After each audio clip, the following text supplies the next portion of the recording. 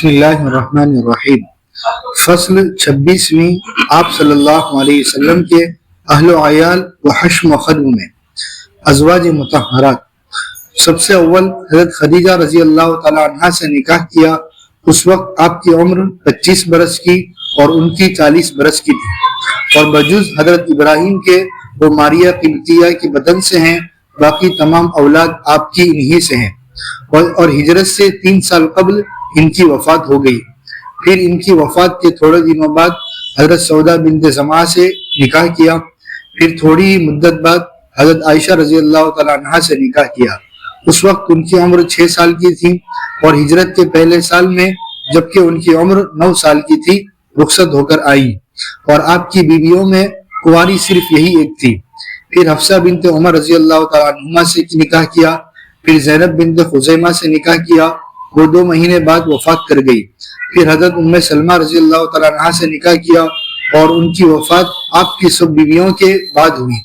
پھر زینب بنت جہش سے نکاح کیا، یہ آپ کی پھوپھی زاد بہن ہے، اور بعد وفات نبوی سب بیویوں سے پہلے ان کی وفات ہوئی، اور غزوہ بنی مستلق کے زمانے میں حضرت جویریہ سے نکاح ہوا۔ یہ اس غزوے میں قید ہو کر آئی تھی، آزاد کیے جانے کے بعد ان سے نکاح کیا۔ پھر حضرت ام حبیبہ سے جبکہ وہ حبشہ میں ہجرت کر کے گئی تھی بواسطہ وکیل 4 ہجری میں نکاح ہوا، اور نجاشی شاہ حبشہ نے 400 دینار ان کو آپ کی طرف سے مہر دیا۔ یہ 1000 روپیے سے کچھ زیادہ ہوتا ہے۔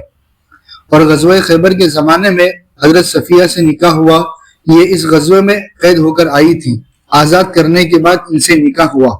پھر حضرت میمونہ سے عمرۃ القضاء کے زمانے میں نکاح ہوا۔ یہ 11 ہیں، جن میں سے 2 سامنے وفات پا گئی، اور 9 آپ کی وفات کے وقت زندہ تھی۔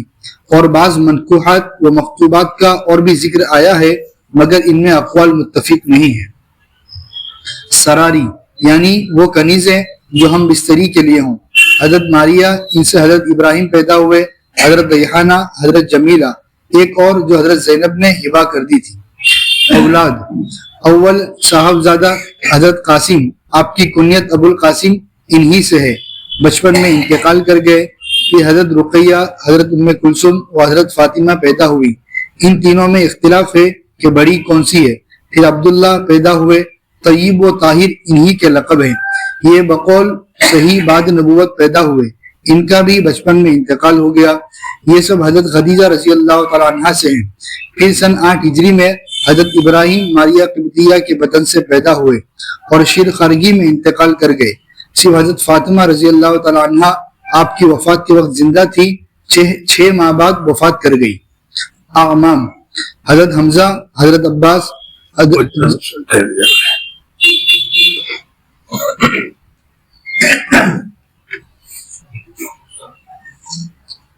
بسم اللہ الرحمن الرحیم، الحمدللہ رب العالمین، والصلاة والسلام علی سید الانبیاء والمرسلین محمد وآلہ وصحبہ اجمعین، اما بعد۔ حضور اقدس صلی اللہ علیہ وسلم کی سیرت طیبہ کے متعلق بیان چل رہا تھا، اور اس میں گزشتہ کل حضور اقدس صلی اللہ علیہ وسلم کیا پہنتے تھے، کیسے کپڑے پہنتے تھے، حضور اقدس صلی اللہ علیہ وسلم کے کپڑوں وغیرہ کا، کھانے وغیرہ کا سارا تذکرہ تمہارے سامنے گزشتہ کل ہو چکا تھا۔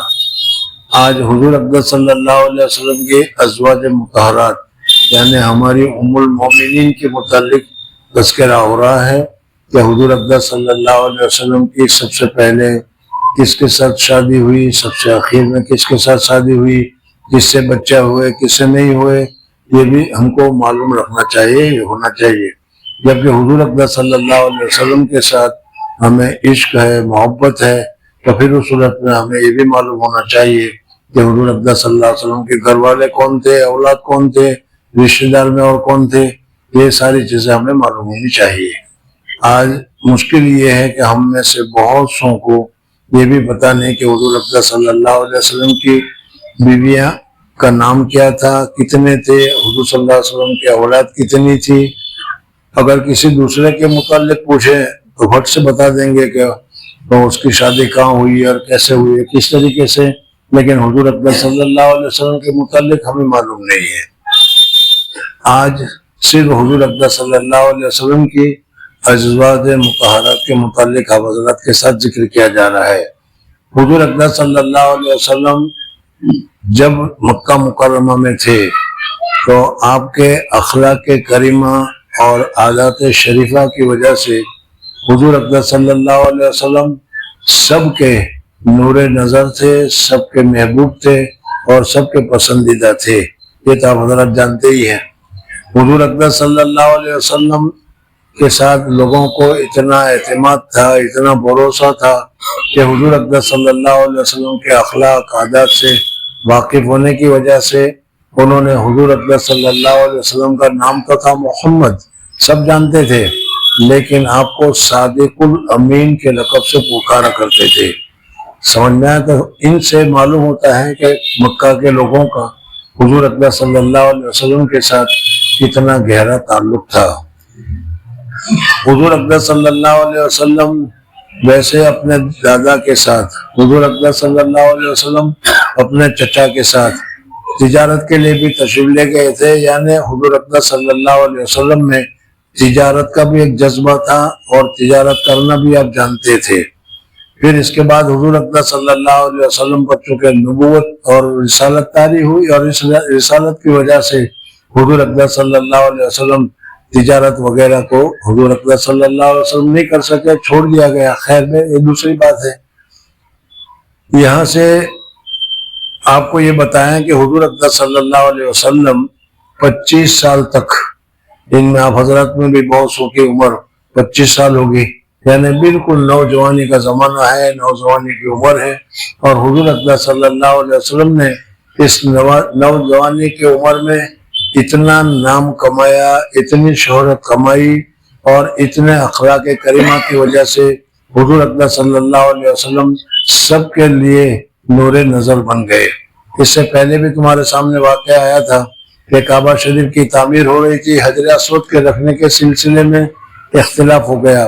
حجر اسود کو اپنی جگہ پر لگانا واقعی میں بہت بڑا اعزاز تھا، بہت بڑی ذمہ داری تھی، اور ہر ایک کٹمب کا، قبیلہ کا بڑا آدمی یہ چاہتا تھا کہ ہم اس کو ادا کریں، اور اس میں اس زمانے کے مطابق جھگڑا بھی ہو گیا تھا۔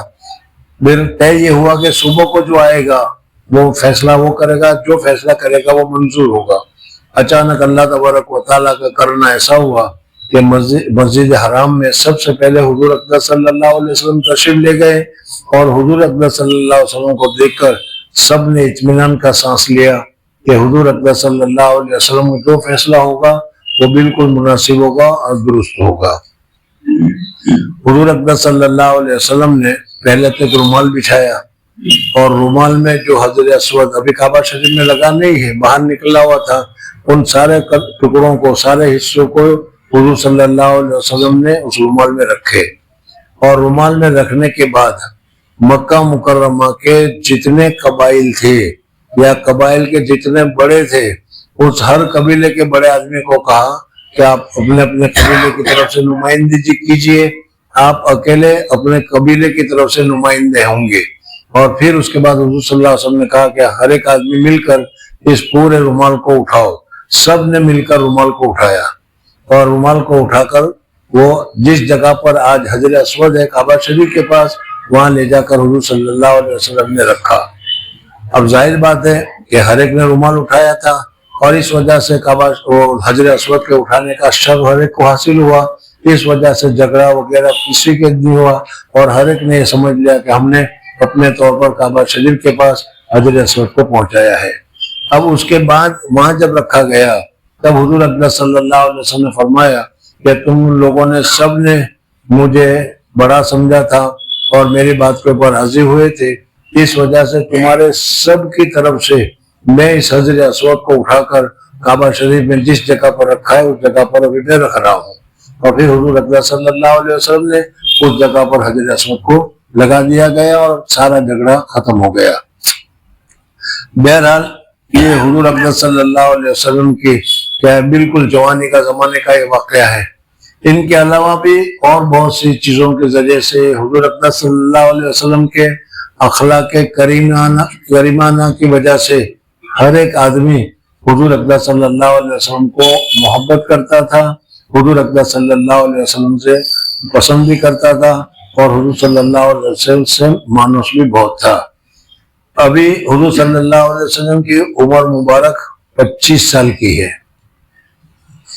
اس سے پہلے حضرت خدیجۃ الکبریٰ رضی اللہ تعالیٰ عنہ نے، حضرت خدیجۃ الکبریٰ مکہ مکرمہ میں ایک عورت تھی، اور ظاہری اعتبار سے بھی اور اخلاق کے اعتبار سے بھی اور نام و نمود کے اعتبار سے بہت ہی شہرت کی حامل تھی، بہت ہی اونچے درجے کی، بہت ہی اعلیٰ درجے کی، بہت ہی شہرت والی اور بہت ہی اونچے درجے کی عورت تھی۔ بہت سارے مکہ کے لوگ ان کے ساتھ شادی کرنے کے لیے چاہتے بھی تھے، لیکن حضرت خدیجۃ الکبریٰ رضی اللہ تعالیٰ عنہ کسی کے ساتھ شادی کرنے کے لیے تیار نہیں ہوتی تھی۔ اللہ تبارک و تعالیٰ نے مال بھی بہت دے رکھا تھا۔ حضور اقدس صلی اللہ علیہ وسلم سے حضرت خدیجۃ الکبریٰ رضی اللہ تعالیٰ عنہ نے وعدہ کیا کہ اللہ تبارک و تعالیٰ نے آپ کو تجارت کا، ابھی تو نبوت وغیرہ کا کوئی تذکرہ نہیں، اللہ تبارک و تعالیٰ نے آپ کو نبوت کیا تجارت کا بہت اچھا ملکہ دیا ہے، اس لیے کہ اپنے چچا کے ساتھ حضور صلی اللہ علیہ وسلم سفر میں ہو آئے تھے، وہ بھی جانتی تھی، تو میں اپنا سارا سامان آپ کو دے رہی ہوں، آپ لے جائیے اور لے جا کر اس کی تجارت کیجئے، اور تجارت میں سے جو ہوگا اس میں تمہارا منافع میں تمہارے ساتھ حصہ ہوگا۔ اس طریقے سے حضرت خدیجۃ الکبریٰ رضی اللہ تعالیٰ عنہ نے حضور اقدس صلی اللہ علیہ وسلم کو 25 سال کی عمر میں 25 سال سے کچھ کم عمر میں تجارت کے لیے بھیجا، سال ڈیڑھ سال کم میں۔ حضور اقدس صلی اللہ علیہ وسلم ملک شام، جیسا کہ اس زمانے کا دستور تھا، رحلت الشتاء والصیف، جیسے قرآن پاک میں بھی آیا ہے، حضور اقدس صلی اللہ علیہ وسلم حضرت خدیجۃ الکبریٰ رضی اللہ تعالیٰ عنہ کا مال لے کر مکہ مکرمہ سے ملک شام تجارت کے لیے تشریف لے گئے، اور حضور اقدس صلی اللہ علیہ وسلم کے ساتھ حضرت خدیجۃ الکبریٰ بڑی ذہین تھی، بڑی ہوشیار تھی، اس وجہ سے حضور صلی اللہ علیہ وسلم کے ساتھ اپنا ایک خاص غلام جو تھا، خاص آدمی حضرت خدیجۃ الکبریٰ کا، وہ حضور صلی اللہ علیہ وسلم کے ساتھ کر دیا کہ یہ آپ کے ساتھ دیں گے، آپ کے ساتھ میں رہیں گے، ہمارا غلام ہے، اور یہ بھی کہہ دیا کہ اچھی طریقے سے نگرانی رکھو، دیکھو کیا ہوتا ہے۔ بہرحال حضور اقدس صلی اللہ علیہ وسلم 25 سال سے 25 سال کی عمر میں مکہ مکرمہ سے تجارت کے لیے نکلے۔ اللہ جل جلالہ و من والوں نے حضور اقدس صلی اللہ علیہ وسلم کو تجارت میں بہت ہی برکت عطا فرمائی، اور ان برکتوں کے عطا کے ساتھ چونکہ اللہ جل جلالہ کے محبوب تھے، آگے چل کر رحمت للعالمین یا کیا خاتم النبیین بننے والے تھے، اس لیے اللہ تبارک و تعالیٰ کی نصرت، اللہ تبارک و تعالیٰ کی مدد اور ہر چیز تو حضور صلی اللہ علیہ وسلم کے ساتھ ہی ہوتی تھی۔ یہ غلام جو تھا وہ حضور صلی اللہ علیہ وسلم کی ساری چیزوں کو غور سے دیکھا کرتا تھا کہ کیا ہو رہا ہے، کس طریقے سے کر رہے ہیں۔ وہ دیکھتا تھا کہ بہت سخت دھوپ ہوتی ہے تو اس وقت بادل آ جاتا ہے، اور بادل حضور اقدس صلی اللہ علیہ وسلم پر سایہ کرتا ہے، اور سائے میں حضور صلی اللہ علیہ وسلم کو گرمی نہیں لگتی، اور سائے میں حضور اقدس صلی اللہ علیہ وسلم چلے جا رہے ہیں۔ تجارت کرنے میں بھی حضور اقدس صلی اللہ علیہ وسلم جیسے عام وطن تجارت میں دھوکہ بازی ہوتی ہے، غلط بیانی ہوتی ہے، اس میں سب کچھ صاف شفاف تھا، اور اچھی طریقے سے تجارت ہوئی، اور بہت ہی منافع کے ساتھ اور بہت ہی عافیت کے ساتھ حضور اقدس صلی اللہ علیہ وسلم واپس تشریف لائے۔ حضرت خدیجۃ الکبریٰ رضی اللہ تعالیٰ عنہ کو حضور اقدس صلی اللہ علیہ وسلم نے جو کچھ مال تھا صاف سوا حساب کر کے پورا دے دیا، اور اس میں سے جو طے ہوا تھا وہ حضور صلی اللہ علیہ وسلم کو مل گیا۔ بہرحال اب حضور اقدس صلی اللہ علیہ وسلم کے ساتھ حضرت خدیجۃ الکبریٰ رضی اللہ تعالیٰ عنہ کو اور زیادہ اعتماد اور زیادہ توقع اور زیادہ بھروسہ پیدا ہو گیا، اور اس بھروسہ پیدا ہونے کی وجہ سے حضرت خدیجۃ الکبریٰ رضی اللہ تعالیٰ عنہ نے حضور اقدس صلی اللہ علیہ وسلم کو نکاح کا پیغام بھیجا۔ اب ظاہر بات ہے کہ دونوں کی مدت ابھی آپ نے سنی کہ حضور اقدس صلی اللہ علیہ وسلم کی عمر 25 سال کی تھی، اور حضرت خدیجۃ الکبریٰ رضی اللہ تعالیٰ عنہ کی عمر 40 سال کی تھی۔ سمجھ میں آ گیا؟ پیغام پہنچا۔ اس وقت حضور اقدس صلی اللہ علیہ وسلم ان کے چچا حضرت علی رضی اللہ تعالیٰ عنہ کے والد ابو طالب کے زیر نگرانی تھے. حضرت ابو طالب رضی اللہ تعالیٰ عنہ حضرت ابو طالب کو اطلاع دی گئی کہ بھائی اس قسم کے مہنگائی ہے. حضرت خدیجہ الکبریٰ تو مشہور عورت تھی مکہ مکرمہ میں، اس لیے ان کے متعلق تو کسی چیز کی تحقیقات کی ضرورت نہیں تھی. بہرحال حضرت ابو طالب نے کیا ہے اس نکاح کو پسند کیا، منظور کیا، اور منظور کر کے حضور اقدس صلی اللہ علیہ وسلم کو لے کر کے حضرت ابو طالب نے خطبہ نکاح پڑھا، اور خطبہ نکاح پڑھنے کے بعد حضور اقدس صلی اللہ علیہ وسلم سے حضرت خدیجہ الکبریٰ رضی اللہ تعالیٰ عنہا کا نکاح ہو گیا. اس وقت حضور اقدس صلی اللہ علیہ وسلم کی عمر مبارک 25 سال اور حضرت خدیجہ الکبریٰ رضی اللہ تعالیٰ عنہ کی عمر مبارک 40 سال تھی. ابھی تو نہیں، لیکن آگے چل کر ایک سوال آئے گا، اور آج کل یہ سوال چلتا رہتا ہے اور آج بھی چلتا رہتا ہے کہ حضور اقدس صلی اللہ علیہ وسلم کی کل 9 بیویاں تھی، اور ان 9 بیویاں میں حضرت فاطمہ عائشہ صدیقہ رضی اللہ تعالیٰ عنہ کا نکاح 6 سال کی عمر میں ہوا. 9 سال کی عمر میں حضرت عائشہ صدیقہ رضی اللہ تعالیٰ عنہ کی رخصتی ہوگی، اور یہ حضرت عائشہ صدیقہ رضی اللہ تعالیٰ عنہ کا نکاح کا تذکرہ آئے گا، اس وقت تفصیل بتائیں گے. لیکن ابھی پہلے ہی آپ کے ذہن میں ایک بات ڈال لوں کہ موجودہ زمانے میں اس پر حضور اقدس صلی اللہ علیہ وسلم پر بہت ہی زیادہ اشکالات، اعتراض وغیرہ کیے جاتے ہیں، اور یہ اشکال اور اعتراض وغیرہ موجودہ ہماری ذہنیت کے اعتبار سے، ہمارے حالات کے اعتبار سے اگر کسی کو یہ بتایا جائے کہ کیا 25 سال کا نوجوان 40 سال کی بیوی عورت کے ساتھ، حالانکہ 40 سال تو بوڑھی ہو گئی وہ سمجھنا ہے، لیکن پھر اس کے بعد 6 سال کی بچی کے ساتھ نکاح کرے، اور حضور صلی اللہ علیہ وسلم کی عمر مبارک اس وقت کیا ہے 55 سال کی ہے، 40 سال کی ہے، پھر 50 سال کی ہے، تو یہ لوگوں کو ذہن میں بہت جلدی بیٹھ جاتا ہے، اور یہ سمجھتے ہیں کہ حضور اقدس صلی اللہ علیہ وسلم بھی نعوذ باللہ تعالیٰ من ذالک اسی قسم کے ہوں گے. اور اسی وجہ سے بہت سے مخالفین نے حضور اقدس صلی اللہ علیہ وسلم پر بہت ہی اشکالات بھی کیے ہیں، اعتراضات بھی کیے ہیں، خود کتابیں بھی لکھی گئی ہے. ایک کتاب جو بہت پہلے لکھی گئی تھی رنگیلا رسول کے نام سے، سمجھ میں آیا نہیں؟ خیر یہ بھی ایک مستقل بحث ہے کہ وہ رنگیلا رسول لکھی گئی، تو پھر اس کے بعد آج کل ہمارا تو میں تو یہ کہہ رہا ہوں کہ ہمارا تو ایمان ہی مرا ہوا ہے، پتہ نہیں مسلمان ہے کہ نہیں، یہ بھی ایک مشکل ہے. ہمارے ابا کو کوئی کہے تو ہمارا جذبہ اور ہمارا جوش آ جاتا ہے کہ میرے ابا کو ایسا نہیں کہا، میرے ابا کو ایسا کہا.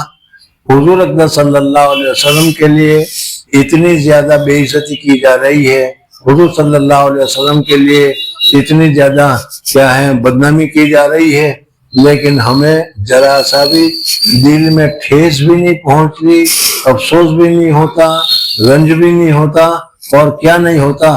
اب کیسے ہم کہیں کہ ہم حضور صلی اللہ علیہ وسلم کے ساتھ محبت کرتے ہیں؟ آپ لوگوں نے بھی تو سنا ہوگا کہ نہیں کہ حضور صلی اللہ علیہ وسلم پر واٹس ایپ میں تم دیکھو گے تو واٹس ایپ والے تو بہت اچھی طرح جانتے ہیں، اور ان کے علاوہ اخباروں میں بھی بہت کچھ آتا رہتا ہے کہ حضور اقدس صلی اللہ علیہ وسلم کے متعلق ہمیشہ سے اس قسم کی کیا ہے حضور صلی اللہ علیہ وسلم کی توہین کی جا رہی ہے. ہم اپنے طور پر میں اپنے طور پر یہ سمجھ رہا ہوں کہ سب سے پہلے یہ جو فتنہ اس وقت جو شروع ہوا وہ سلمان رشدی کے زمانے سے شروع ہوا. سب سے پہلے سلمان رشدی نے ایک کتاب لکھی تھی اور اس میں حضور صلی اللہ علیہ وسلم کے خلاف اور کچھ کیا تھا، بہت ہی زیادہ جوش جذبہ وغیرہ بھی ہوا تھا اس صورت میں، اور کیا ہے ایرانیوں نے اس کو قتل کرنے کا حکم بھی دیا، تب جا کر کچھ ٹھنڈا ہوا تھا، لیکن پھر بھی بڑی حکومتوں کے ساتھ کی وجہ سے وہ بچ رہا. خیر بہرحال ان کے علاوہ بھی ہمارے یہاں بھی بہت سارے لوگوں نے حضور اقدس صلی اللہ علیہ وسلم پر توہین کی ہے. حضرت شیخ نور اللہ مرکزی فرماتے تھے کہ 25 سال کا نوجوان جس کو میں نے بھی بتایا کہ تم اپنی جوانی کے اعتبار سے دیکھو کہ جس کے لیے گویا کہ پوری جوانی ہے، پوری طاقت ہے، پوری بات ہے، ایسا آدمی جس سے جب بھی جہاں بھی شادی کرنا چاہے کر سکتا ہے. اچھی سے اچھی 16 سال کی، 17 سال کی، 18 سال کی نوجوان لڑکی بھی اس کو مل سکتی ہے. لیکن حضور اقدس صلی اللہ علیہ وسلم نے اس وقت شادی کی تو 40 سال کی ڈیڑھ عورت سے کی. میں تو ڈیڑھ ہی کہتا ہوں, سمجھ میں آیا نہیں. اور حضور اقدس صلی اللہ علیہ وسلم نے حضرت خدیجہ الکبریٰ رضی اللہ تعالیٰ عنہ کے ساتھ 25 سال کی عمر میں شادی ہوئی. 25, 35 اور 10, 40 15 سال کی عمر میں حضور صلی اللہ علیہ وسلم کو نبوت ملی. 15 سال ہوئے شادی کے. 15 سال کے بعد پھر حضور اقدس صلی اللہ علیہ وسلم حضرت خدیجہ الکبریٰ رضی اللہ تعالیٰ عنہ کے ساتھ تقریباً 10 سال رہے. تو گویا کہ 25 سال تک حضور اقدس صلی اللہ علیہ وسلم حضرت خدیجہ الکبریٰ کے ساتھ رہے. یعنی پوری جوانی کا جو زمانہ تھا, وہ پوری جوانی کا زمانہ حضور اقدس صلی اللہ علیہ وسلم نے ایک اڈیڑھ عمر کے ساتھ, ایک کیا ہے بیوہ عمر کے ساتھ, ایک بڑھیا عورت کے ساتھ حضور اقدس صلی اللہ علیہ وسلم نے گزارا. اگر حضور اقدس صلی اللہ علیہ وسلم آپ لوگوں کے کہنے کے مطابق عورت کے رسیہ ہوتے تو حضور اقدس صلی اللہ علیہ وسلم کو کہاں کوئی کمی تھی اور کہاں کچھ ہو سکتا تھا. کافروں نے نبوت کے ملنے کے بعد کافروں نے حضرت ابو طالب رضی اللہ تعالیٰ عنہ کو کہا کہ اپنے بھتیجوں کو سمجھاؤ اور جس دعوت کو لے کر اٹھ رہے ہو اس دعوت کو بند کر دو. اگر تم چاہتے ہو تو سب سے زیادہ مال جتنا کہو تم وہ سارا مال ہم تم کو دے دیں, یا دوسرے لفظوں میں حضور اقدس صلی اللہ علیہ وسلم کو ہم ملینر بنا دیں. پیسے لو اور بات چھوڑ دو. سمجھ میں. دوسرا یہ بتایا کہ حضور اقدس صلی اللہ علیہ وسلم اگر کہیں تو جون سی عورت جس خوبصورت لڑکی کے ساتھ حضور اقدس صلی اللہ علیہ وسلم شادی کرنا چاہیں اس لڑکی کے ساتھ ہم حضور اقدس صلی اللہ علیہ وسلم کے ساتھ شادی کرا دیں. بس حضور صلی اللہ علیہ وسلم کو اتنا کہہ دو کہ لا الہ الا اللہ, یا دین کی دعوت کا کام ہے وہ دعوت کا کام چھوڑ دو. سنا ہوگا آپ لوگوں نے بہت تفصیل کے ساتھ یہ چیزیں ہیں, ابھی زیادہ دیر نہیں لگائیں گے اس میں. تو پھر اس کے بعد حضور اقدس صلی اللہ علیہ وسلم کو حضرت ابو طالب نے بلایا, اور بلانے کے بعد کہا اس لیے کہ حضور اقدس صلی اللہ علیہ وسلم کے بچپنے سے حضور اقدس صلی اللہ علیہ وسلم کے والد حضرت عبداللہ رضی اللہ تعالیٰ عنہ ان کا انتقال ہو گیا تھا. 6 سال کی عمر ہوئی تھی, حضور اقدس صلی اللہ علیہ وسلم کی والدہ کا انتقال ہو گیا. پھر اس کے بعد حضور صلی اللہ علیہ وسلم کی تربیت کی ساری ذمہ داری عبد المطلب یعنی حضور اقدس صلی اللہ علیہ وسلم کے جو دادا تھے اس دادا کے ذمہ آ گئی. اور جب دادا کا انتقال ہونے لگا تو دادا نے حضور اقدس صلی اللہ علیہ وسلم کے ساری ذمہ داری اپنے بیٹے ابو طالب یعنی حضرت علی رضی اللہ تعالیٰ عنہ کے والد کو سپرد کی. اور حضرت ابو طالب یہ حضور صلی اللہ علیہ وسلم کے چچا ہوتے ہیں, اور وہ حضور صلی اللہ علیہ وسلم کی پوری دیکھ بھال کرتے تھے اور پورا خیال رکھتے تھے, اور ہر قسم کی نصرت اور مدد حضرت ابو طالب نے حضور اقدس صلی اللہ علیہ وسلم کی. سمجھ میں آ گیا. حضور اقدس صلی اللہ علیہ وسلم کے متعلق اب حضور اقدس صلی اللہ علیہ وسلم نے حضرت خدیجہ الکبریٰ رضی اللہ تعالیٰ عنہ سے شادی کر لی. یوں سمجھ لو کہ اس زمانے میں مکہ مکرمہ کی سب سے مالدار عورت حضرت خدیجہ الکبریٰ. حضور اقدس صلی اللہ علیہ وسلم نے جب شادی کی تو اس عورت سے یہ نہیں کہ وہ 40 سال کی تھی تو اس کے ساتھ کوئی شادی کرنے کے لیے تیار نہیں تھا, بلکہ مکہ کے دوسرے حضرات بہت سارے شادی کے لیے تیار بھی تھے, لیکن حضرت خدیجہ الکبریٰ رضی اللہ تعالیٰ عنہ کسی کو ساتھ نہیں دیتی تھی. حضرت خدیجہ الکبریٰ کو ان کے غلام نے حضور اقدس صلی اللہ علیہ وسلم کے اخلاق, عادات, تجارت کا طریقہ اور وہ دوسری جو کیا ہے چیزیں جو دیکھی تھی, اور وہ حضرت خدیجہ الکبریٰ رضی اللہ تعالیٰ عنہ کو بتائی, جس کی وجہ سے حضرت خدیجہ الکبریٰ رضی اللہ تعالیٰ عنہ سمجھ گئی کہ بہت ہی اچھے بہت ہی اونچے اخلاق کے آدمی ہے, ان کے ساتھ شادی کرنا چاہیے. اس وجہ سے حضرت خدیجہ کبریٰ رضی اللہ تعالیٰ عنہ نے شادی کی. اور حضرت خدیجہ کبریٰ رضی اللہ تعالیٰ عنہ نے حضور اکرم صلی اللہ علیہ وسلم کے ساتھ شادی کا حق ادا کر دیا. حضور اکرم صلی اللہ علیہ وسلم کی اتنی محبت، اتنی عظمت، اتنی تعظیم اور اتنا حق ادا کیا کہ میرے خیال میں شاید ہی موجودہ زمانے کی کوئی عورت ہوگی جو اپنے شوہر کا اتنا حق ادا کرتی ہوگی. بہت پہلے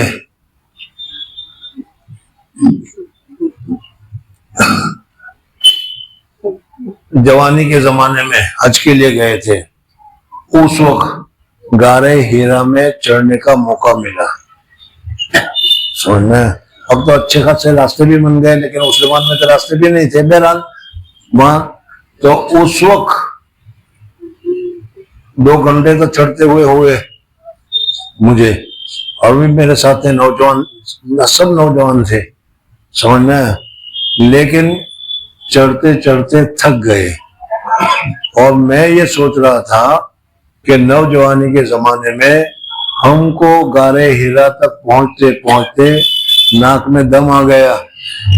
حضرت خدیجہ کبریٰ رضی اللہ تعالیٰ عنہ جب حضور صلی اللہ علیہ وسلم کے ساتھ نکاح کیا، اور نکاح کرنے کے بعد حضور صلی اللہ علیہ وسلم جب غارِ ہیرا میں اعتکاف کرنے کے لیے، مجاورت کے لیے 2 3 مہینے کے لیے اس غارِ ہیرا میں جب رہتے تھے، تو اس وقت کھانا لے کر حضرت خدیجہ کبریٰ رضی اللہ تعالیٰ عنہ اپنے شوہر کے پاس کھانا پہنچانے کے لیے آیا کرتی تھی. کیسی ہمت ہوگی، کیسی طاقت ہوگی، کس طریقے سے وہ کرتی ہوگی. سمجھنا گیا؟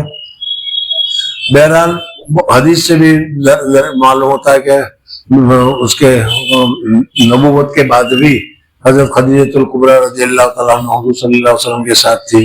اور جبرائیل نے کہا بھی کہ ابھی حضرت خدیجہ کبریٰ کھانا لے کر آ رہی ہے، اور اللہ تبارک و تعالیٰ نے کہا ہے کہ میرا سلام خدیجہ کبریٰ کو پہنچا دینا.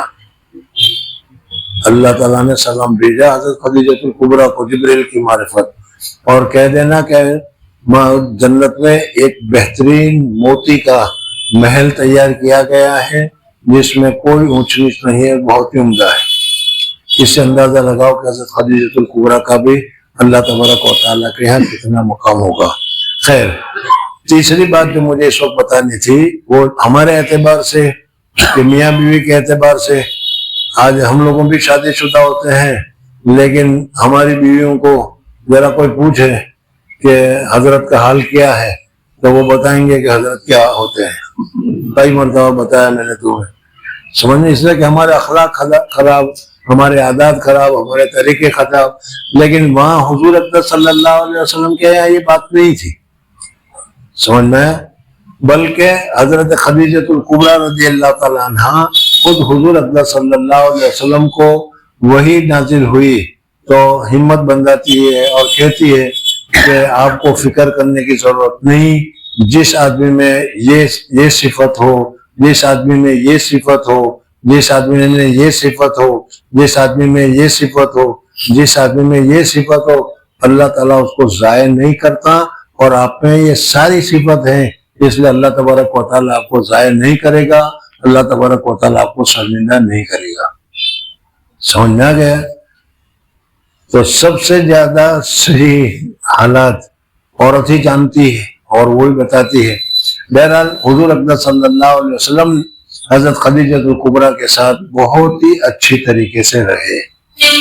اور جس پر میں نے بات ابھی شروع کی تھی کہ اگر حضور اکرم صلی اللہ علیہ وسلم عورت کے رسیہ ہوتے تو عورتوں کی کوئی کمی نہیں تھی، اور کمی نہ ہونے کے ساتھ حضرت خدیجہ کبریٰ رضی اللہ تعالیٰ عنہ 40 سال کی تھی.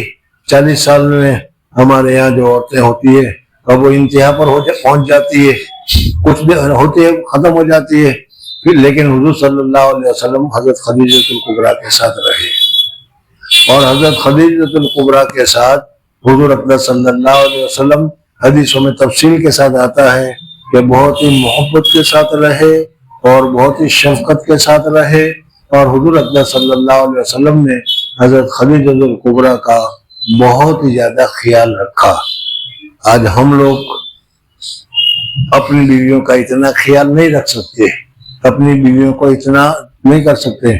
حضرت عائشہ صدیقہ رضی اللہ تعالیٰ عنہ فرماتی ہے، تمہیں یہ معلوم ہوگا کہ حضور اقدس صلی اللہ علیہ وسلم کی ازواج مطہرات میں حضرت عائشہ صدیقہ رضی اللہ تعالیٰ عنہ کا حضور اقدس صلی اللہ علیہ وسلم کے ساتھ اور حضور اقدس صلی اللہ علیہ وسلم کا حضرت عائشہ صدیقہ رضی اللہ تعالیٰ عنہ کے ساتھ بہت ہی زیادہ محبت اور بہت ہی زیادہ پیار کا تعلق تھا۔ سمجھ میں آ گیا؟ لیکن حضرت عائشہ صدیقہ رضی اللہ تعالیٰ عنہ فرماتے ہیں، مجھے اس سے اندازہ لگاؤ کہ حضرت خدیجہ الکبریٰ کے ساتھ حضور صلی اللہ علیہ وسلم کا کتنا تعلق تھا۔ اس کے لیے دلیل دے رہا ہوں کہ حضرت عائشہ صدیقہ رضی اللہ تعالیٰ عنہ فرماتی ہے کہ مجھے سب سے زیادہ جو رشک آتا ہے وہ خدیجہ الکبریٰ رضی اللہ تعالیٰ عنہ پر آتا ہے کہ وہ ایک بڑھیا، ظاہر بات ہے کہ بڑھیا تھی، 50 سال سے اوپر کی عمر تھی، ایک بڑھیا، اس کو حضور اقدس صلی اللہ علیہ وسلم آج بھی ابھی اتنا یاد کرتے ہیں کہ میرے جیسے نوجوان ہونے کے باوجود حضور صلی اللہ علیہ وسلم حضرت خدیجہ الکبریٰ کو یاد کر رہے ہیں، حالانکہ وہ حضرت خدیجہ الکبریٰ اس زمانے میں موجود نہیں تھی۔ جب تک حضرت خدیجہ الکبریٰ حضور صلی اللہ علیہ وسلم کے نکاح میں رہی، حضور صلی اللہ علیہ وسلم نے کسی دوسری عورت کے ساتھ نکاح کیا ہی نہیں۔ ابھی میں نے تمہیں سال بتائے، سمجھ میں آیا نہیں؟ حضور اقدس صلی اللہ علیہ وسلم نے حضرت خدیجہ الکبریٰ رضی اللہ تعالیٰ عنہ کا جس سال انتقال ہوا ہے، اس کے بعد وہ کس سال ہوا ہے میں ابھی بتاؤں گا تھوڑی دیر میں، وہاں تک حضرت خدیجہ الکبریٰ رضی اللہ تعالیٰ عنہ حضور اقدس صلی اللہ علیہ وسلم کے ساتھ رہی۔ اللہ جل جلالہ و من والوں نے بھی حضور اقدس صلی اللہ علیہ وسلم کو جو اولاد عطا فرمائی، سمجھ میں، عبداللہ اور اس کے علاوہ کیا ہے قاسم وغیرہ اور لڑکیاں وغیرہ، ساری اولاد حضرت خدیجہ الکبریٰ سے ہوئی۔ یعنی 40 سال کی مدت کے بعد وہ حضور اقدس صلی اللہ علیہ وسلم کے ساتھ کیا ہے 15-20 سال ساتھ میں رہی۔ 15-20 سال میں جتنی اولاد ہوئی حضرت خدیجہ الکبریٰ رضی اللہ تعالیٰ عنہ کے ساتھ ہوئی۔ ہاں، حضرت خدیجہ الکبریٰ کے علاوہ حضرت جویریہ سے حضرت ابراہیم پیدا ہوئے، وہ دوسرا مسئلہ ہے، وہ ایک اور مسئلہ ہے، لیکن دوسری جتنی بھی اولاد ہوئی وہ حضرت خدیجہ الکبریٰ رضی اللہ تعالیٰ عنہ سے ہوئی صلی اللہ علیہ وسلم۔ حضرت خدیجہ الکبریٰ رضی اللہ تعالیٰ عنہ حضور اقدس صلی اللہ علیہ وسلم کے اسلام لانے والوں میں سب سے پہلے جو عورتوں میں سب سے پہلے اسلام لانے والی ہے وہ حضرت خدیجہ الکبریٰ رضی اللہ تعالیٰ عنہ ہے۔ میں نے جیسے کہ ابھی بتایا کہ انہوں نے ان ساری چیزوں کو دیکھ کر سمجھ لیا تھا کہ یہ آدمی آگے چل کر کوئی بہت ہی اونچا جانے والا ہے۔ اس وقت تو پتہ نہیں تھا کہ وہی کیا ہوتی ہے، کیا ہوتا ہے۔ جس وقت شادی کی اس وقت تو 40 سال کی عمر تھی، حضور صلی اللہ علیہ وسلم کی 25 سال کی عمر تھی، 15 سال کے بعد وہی تو آئے گی۔ لیکن حضرت خدیجہ الکبریٰ رضی اللہ تعالیٰ عنہ کی آپ نظر پہچان گئی تھی کہ یہ آدمی آگے چل کر کوئی بہت اونچے درجے پر پہنچنے والے ہیں۔ حضرت خدیجہ الکبریٰ رضی اللہ تعالیٰ عنہ کے پاس پہلی مرتبہ حضور اقدس صلی اللہ وہی ملی، اور وہی مل کر حضور اقدس صلی اللہ علیہ وسلم تشریف لائے۔ اقرأ بسم ربک الذی خلق کی 5 آیتیں نازل ہوئی، اور حضور اقدس صلی اللہ علیہ وسلم بہت ہی زیادہ گھبرائے ہوئے تھے، بہت ہی زیادہ حضور اقدس صلی اللہ علیہ وسلم پریشان حال تھے۔ اور اس کی مثال میں نے سبق میں تم لوگوں کو بتائی ہوگی کہ ویسے تو تم ٹھیک ٹھاک ہو، لیکن رات کو اچانک بیت الخلا جاؤ اور وہاں کوئی کیا سفید کپڑا والا کوئی دکھائی دے تو کیا طبیعت ہو جاتی ہے، سمجھ میں نہیں، بخار چڑھ جاتا ہے، پتہ نہیں کیا کیا ہو جاتا ہے۔ حضور اقدس صلی اللہ علیہ وسلم کو پہلی مرتبہ حضرت بلال، حضرت جبریل علیہ السلام ملے، اور پہلی مرتبہ ملنے کے بعد حضرت جبریل علیہ السلام نے 3 مرتبہ بھینچا، دبایا، سینے سے لگایا، اور اتنے زور سے سینے سے لگایا کہ حضور اقدس صلی اللہ علیہ وسلم فرماتے ہیں کہ وہ اپنی طاقت کی انتہا تک پہنچ گئے، یعنی جبریل علیہ السلام فرشتے کی جو طاقت ہوتی ہے اس طاقت سے اتنے زور سے دبایا مجھے کہ مجھے کیا ہے ہو گیا کہ معاملہ مشکل ہے. یا تو جتنا میں تحمل کر سکتا تھا، ایک انسان تحمل کر سکتا ہے، اس تحمل سے بھی زیادہ حضرت جبریل علیہ السلام نے مجھے دبایا. اب یہ دبایا، اس دبانے کی وجہ کیا ہے وہ بھی ایک بہت ہی اہم ہے. اور پھر وہ شادی کا مسئلہ چل رہا ہے، اور شادی کے مسئلے میں پھر یہ مسئلہ رہ جائے گا. حضور اقدس صلی اللہ علیہ وسلم غار حرا میں تھے. نبوت سے 6 مہینے پہلے حضور صلی اللہ علیہ وسلم جب بھی غار حرا میں جاتے تھے، غار حرا میں گیا ہوں، وہاں ایک آدمی کے بیٹھنے کی جگہ ہے، دوسرے کی جگہ نہیں. اور حضور اقدس صلی اللہ علیہ وسلم نہیں بیٹھتے تھے.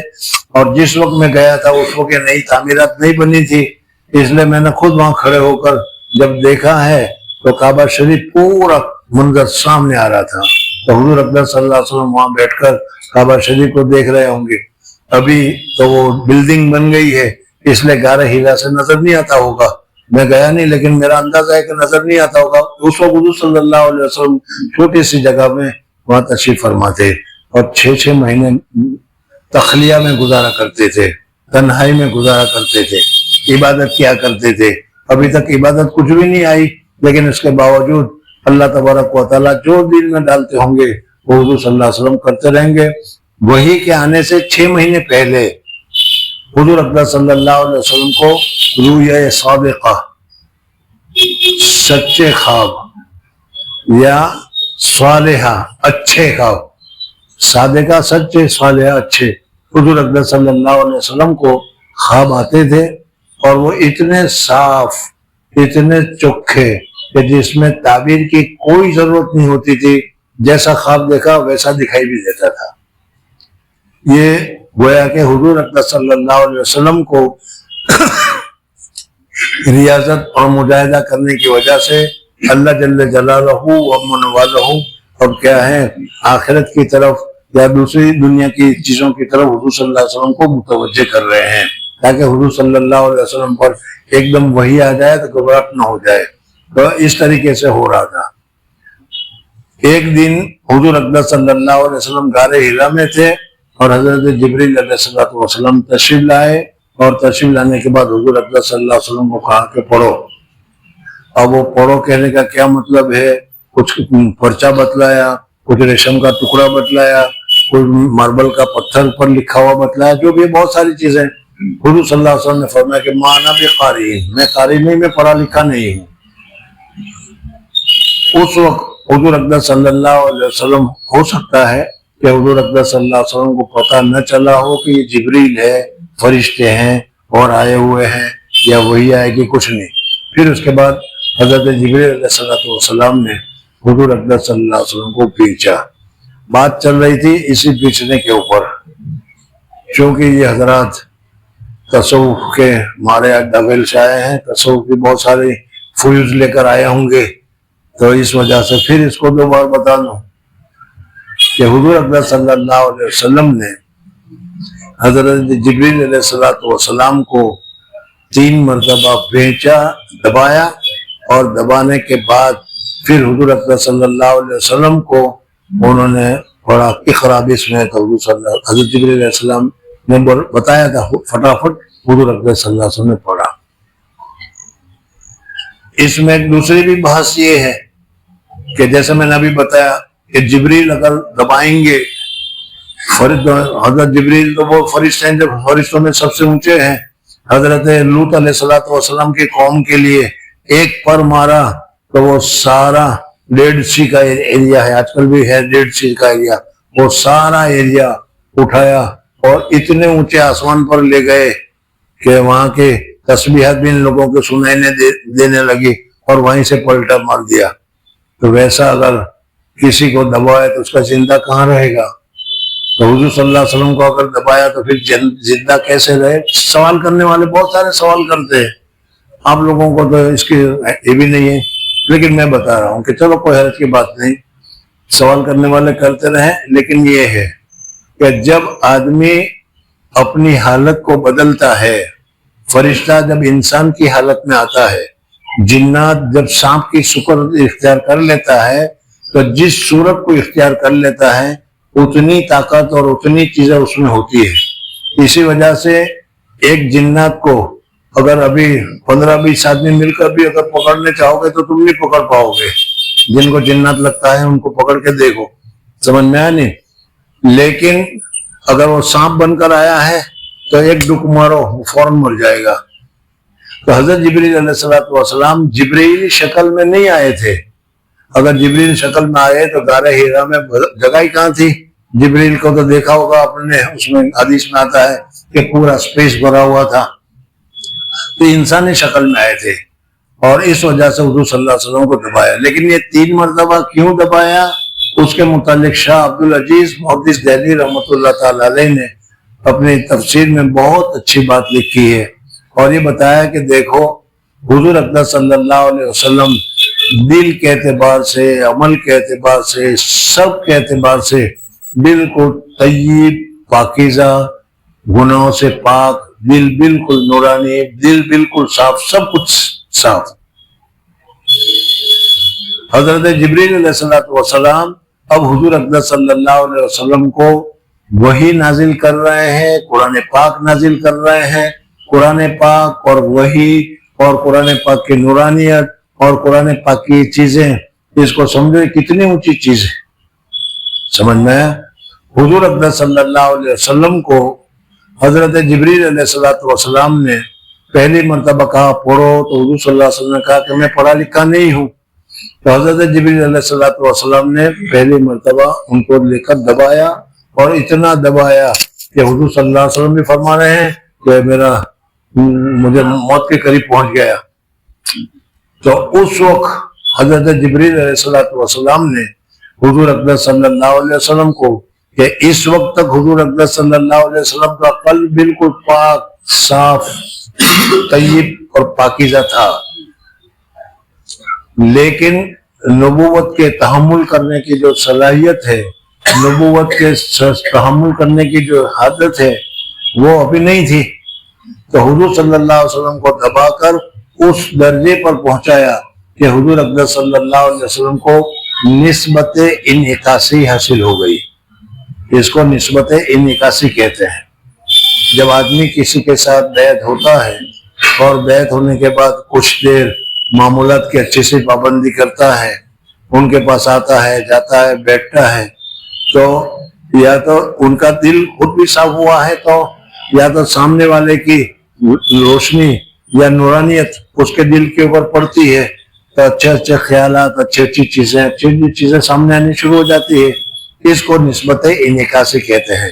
جیسے ہم کانچ کے پر پہنچ گئے تو کانچ میں ہم اپنا پورا چہرہ دیکھ سکتے ہیں، لیکن یہ اسی وقت تک ہوتا ہے جب تک کانچ کے سامنے ہو. کانچ سے ہٹ گئے تو پھر بات ختم ہو گئی.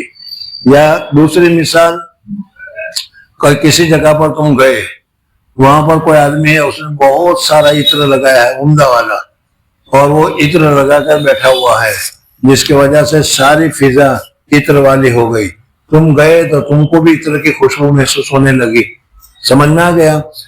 وہ بھی یہی کہ جب تک تم وہاں بیٹھو گے یا وہ آدمی وہاں تک رہے گا، وہاں تک وہ خوشبو آئے گی، پھر اس کے بعد وہ ختم ہو جائے گی.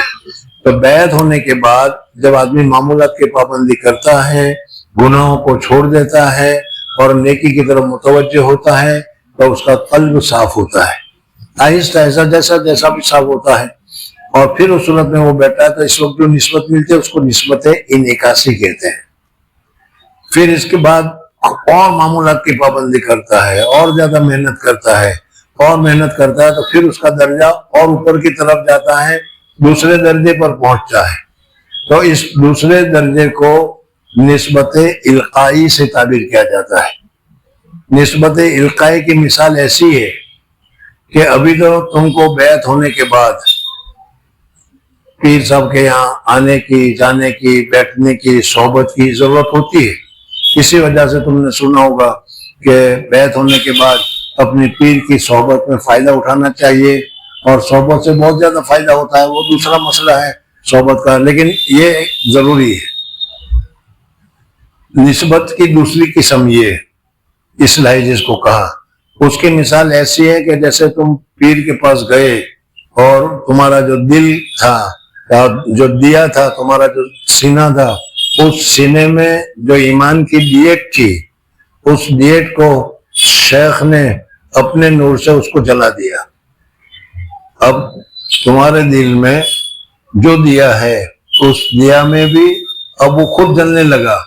پہلی شکل میں تو ضرورت ہوا کرتی تھی، پیر کے پاس جاؤ گے تو خوشبو لگے گی، یہ لگے گی وغیرہ، لیکن اب پیر کے پاس زیادہ جانے کی ضرورت نہیں ہے، تم کو دیا دے دیا ہے، اس دیا کو لے جاؤ، جہاں چاہے بیٹھ جاؤ، جہاں چاہے رہو، وہ روشنی تم کو ملتی رہے گی۔ سمجھ میں آ گیا؟ ہاں، ایک کام کرنے کی ضرورت ہے، اور وہ یہ کہ باہر کی جو ہوا ہے، اس ہوا سے اس دیے کو بجھنے مت دو۔